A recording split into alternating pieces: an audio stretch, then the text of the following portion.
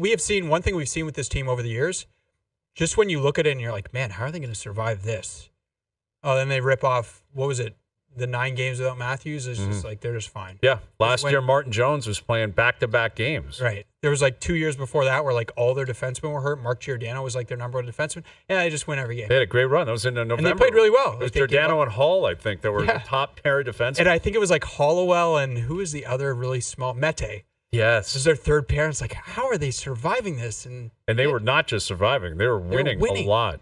Yeah, they've created that culture to their credit. And I think a lot of that is their best players are generally in the lineup for those. Yes. You might take Matthews out, but the other guys are there. Or Marner will miss a game or two, but the other guys are around, and they prop everything up. And I think Matthews had that approach to it today. Obviously bummed for Stolarz, which he should be. He's had a great run. He's playing the best hockey of his career. The town has really responded to him, and now he gets injured again. Now he's got to rehab and go through this. But Matthews' approach was, this is just the way pro sports works. Guys go down, you got to keep plugging, man. Berube is going to have that attitude. Like, you can't, what are you going to do? Lick your wounds? You got to keep playing.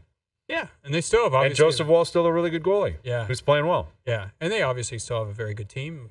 Stolarz excluded. Yeah. I'm really curious to see what this looks like with Matthews, Nylander, Marner. Do you think that'll get through the whole game tomorrow night? That is a great question. Over under 1.5 periods. My gut tells me under. Yeah. My gut tells me under. Yet, why, they're and I don't even know if it's, my gut would say under, not because of the three of them, because of the other line. Oh, yeah. My gut tells me Nick Robertson gets pushed out of the play tomorrow night, using him as an example, and they say we got to move this around. Mm-hmm. Like, that line's not going to work anymore.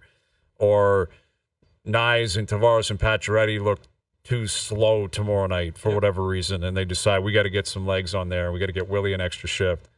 But it is interesting that because they finished the game the other night with the three of them playing together, and then at practice today they had Nylander with Matthews and Marner, Nyes with Tavares and Pacioretty, McMahon, Domi, Robertson, which was a great line the other night, and David Kampf is back. Yeah. So has he been activated and he's like ready to play, or I don't know if he's been activated because they sent Fraser Minton down. He's going to play tomorrow. Yeah. Yeah. So Minton's down, and Kampf, whenever he's officially activated, will return and play. Mm-hmm. And he steps right back in, which is interesting because it's him, Lorentz, and Reeves stays in on the fourth line. So Duer's out. He skated as a defenseman today. Yeah. Yeah. I'm not surprised by that. Kampf is going to play. Like, regardless of how people feel, they're committed to him.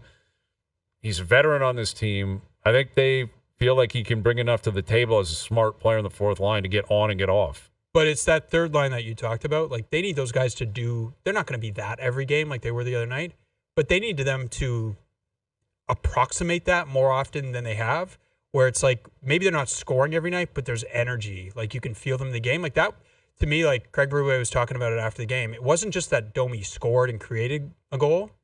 It's like he was in it. Like, he was engaged, I think is the word he used. He has to look that way. Yeah. We talked about it yesterday. They've committed to him. They're committed to him. Oh, listen, he needed that game. I said it multiple times yesterday. It was ridiculous how long he had gone without a point. Forget scoring a goal. Yeah. He was not contributing anything for weeks. And he had to step up, and he found a way to do that the other night. So, and with that, again, Kampf returning, Fraser Minton returns to the Marlies, which was going to be the move. They took him out of the lineup. Once they did that, that was a precursor to them sending him back down. He's exempt from waivers. He'll be back. He'll play again for this team, I would bet, this year. Yeah, I'll bet he plays again. I don't know how much of a role he'll play, but I think this is a smart play. Like, let him go down to the Marlies, play there for a couple of months if you can avoid it. Like, you might have to call him up due to injuries or whatever, but let him go down there, let him season for a full year, post-deadline, see where you're at. I could see him coming up come playoff time and possibly starting as like a depth player, but getting into the lineup and looking good, making an impact and sticking around. Well, I guess it depends what they end up doing at the trade deadline. It's funny, like, talking about the trade deadline, it's December, but it's like, you got to start thinking about it. If they get another center, that will change the dynamic. But yeah, like he was fine. Like, yeah, I like this game. Like, he's not even played in the AHL. He's played 5 AHL games.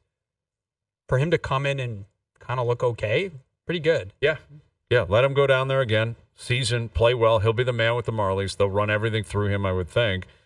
and we'll see what his future is this year with the Leafs. But I think he's a big part of their plans in the future, and I think he should be. He's played himself into that role.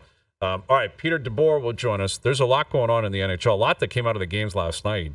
Crazy game, Edmonton, Florida. Demko played really well. Vancouver wins. Capo Caco's speaking out on him being a healthy scratch the other night for the Rangers. And the Sabres and Habs are playing tonight at the Bell Center to see who will be last place in the East. Whoever loses tonight, if they lose in reg, that's it. You're in dead last. Who do you think needs to win more? Buffalo by a mile? Buffalo. Yeah. Like you've gone 10 straight without a win. You got and you're in Montreal, and again Montreal is behind you, the only team behind you that has struggled mightily this year. I wouldn't be surprised if the Habs won and won big though tonight. And then what? What's the difference between one game? That's what I've never understood in sports. Like I love that. Yeah, if they lose tomorrow, then they're going to make have a good week, like that. Rarely is that accurate. But what do you think about an owner going to a team and saying nothing is going to happen? Complete waste of time. Why do it? I have no idea. I said on with Jay last night, mix in a Zoom call. Why do you have to fly there? What are you bringing to the table if you're Terry Pegula flying there saying, we're not doing anything, and we believe in the GM coach and the players, and we're not going to make a major trade? See you later. I'm leaving and going where? Going to watch the Bills. Yeah, I'm going to watch the Bills. Exactly. Going to watch the Bills. Like, listen, if he's going to Montreal to get away, I understand what he's doing. Montreal is a great town to do that. You can escape through the streets of Montreal. Maybe Terry was thinking that way. But, yeah, you get the Bills. Like, I'd be a front runner if I was Terry Pegula. I'd be like, I don't care about the Sabres, man. I am Mr. Buffalo Bill. I'm at every game on the sidelines. Just he's rocking around wearing Josh Allen's jersey. Exclusively Bills paraphernalia around me. I don't want anything to do with the Sabres. I think he showed up at the meeting wearing Bills stuff. That would be great. That'd be awesome. Shows up decked out in Bills gear. Just so everyone knows, his top priority is the Buffalo Bills. All right, Peter DeBoer will join us, head coach of the Stars. Leafs Stars tomorrow night. We'll start teeing that up. Mike Johnson coming up on what's going on with the Leafs. Anthony Stolarz and his future here. John Tavares and the contract talk that continues to hover around him. And a lot of different things happen in the NHL. A lot of different games being played in the NHL tonight. So MJ will join us the NBA Cup tonight in Vegas as well. We'll get to that later this afternoon. Overdrive continues. TSN 1050 and on TSN 4. The Leafs center dilemma: who can strengthen the roster? If you're a Toronto Maple Leafs fan like me, you know the team's center depth has been a constant concern this season. With Auston Matthews set to return from a mysterious upper body injury next week, the excitement of having our star back is palpable. However, there are still serious issues to address in the center position to keep the team competitive and, of course, fuel our playoff dreams.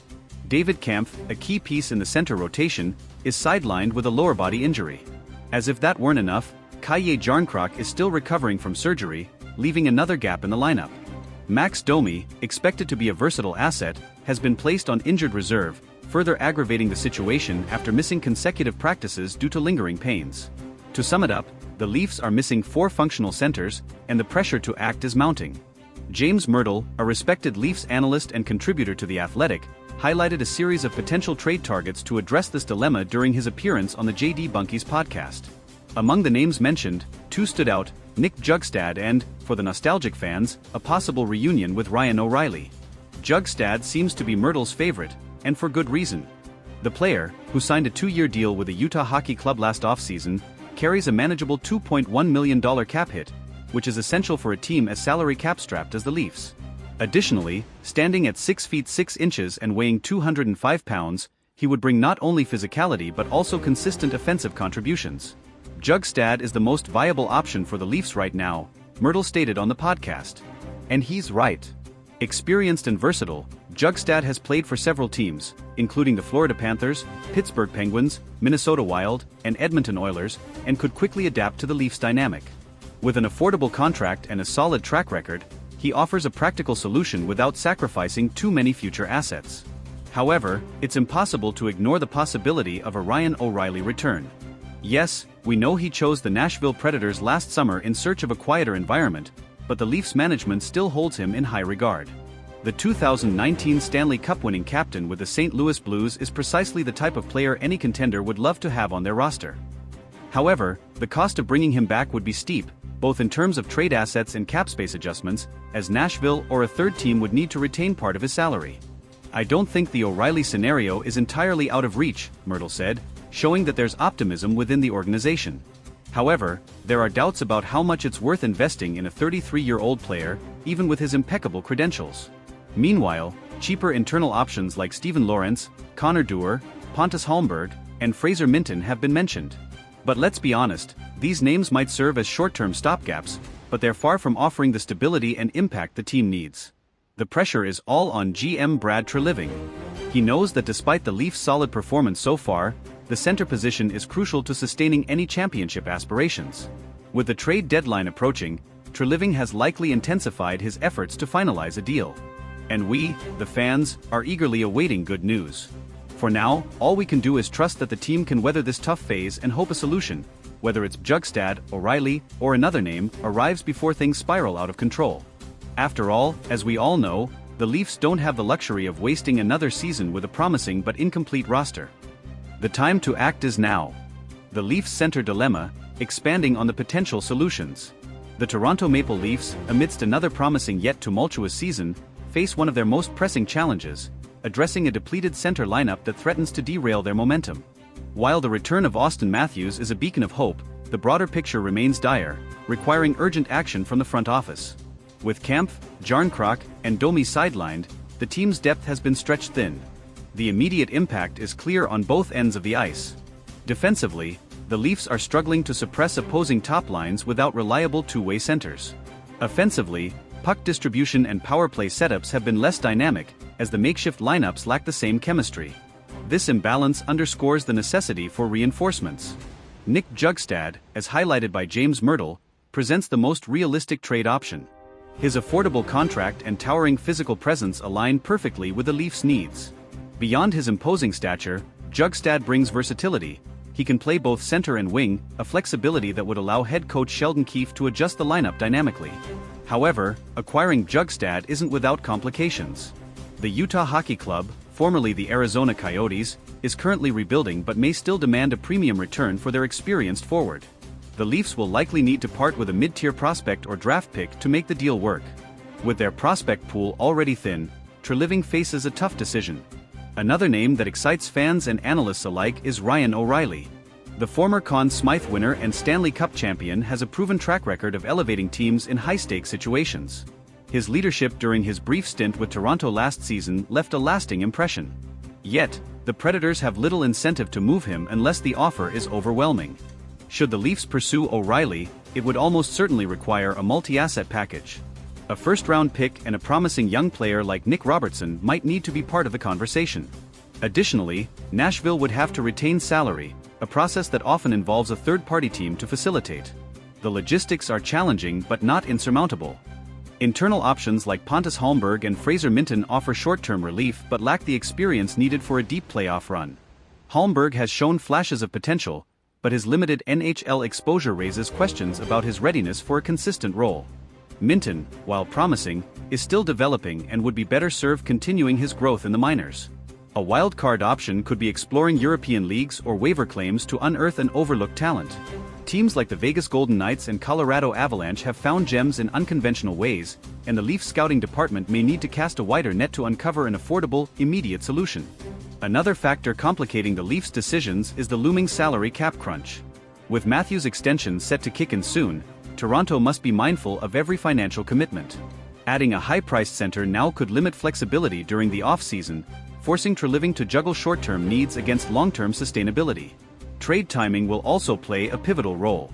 Acting quickly could stabilize the team and prevent further slip-ups in the standings, but it may come at the cost of negotiating leverage.